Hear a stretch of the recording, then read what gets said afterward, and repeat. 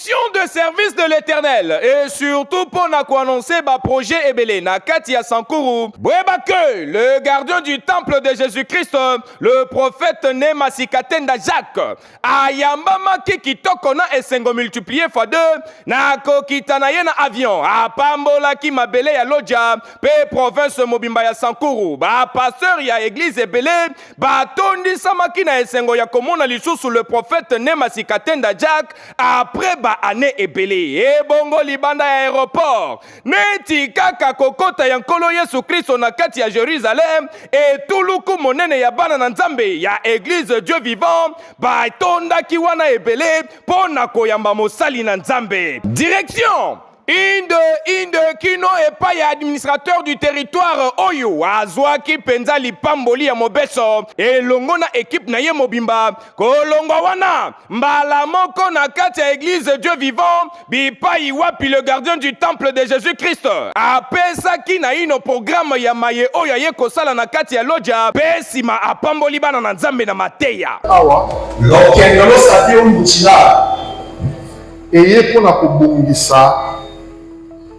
milulu munene otokozala na yango na 2026 awa na Lodja.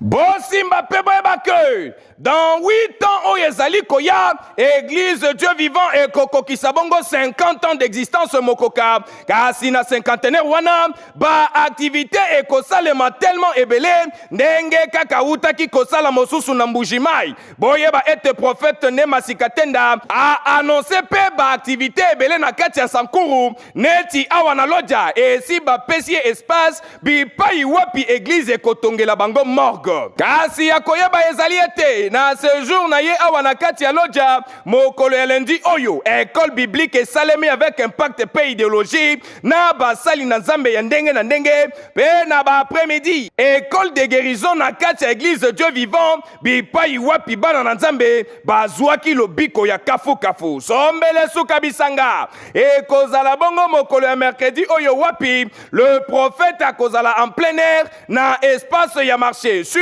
avenue de la Révolution bipai wapi ekozala na mobange na célébration noko esika nyonso koki kozala na moment oyo soki ozalaka na ndeko na yo na kati ya Lodja aza na ba problème na mikakatano yebisa ye azanga te na ba programme oyo pamba te Nzambe ya prophète né Masikatenda Jacques bakisela ye le gardien du temple de Jésus-Christ azosala toujours.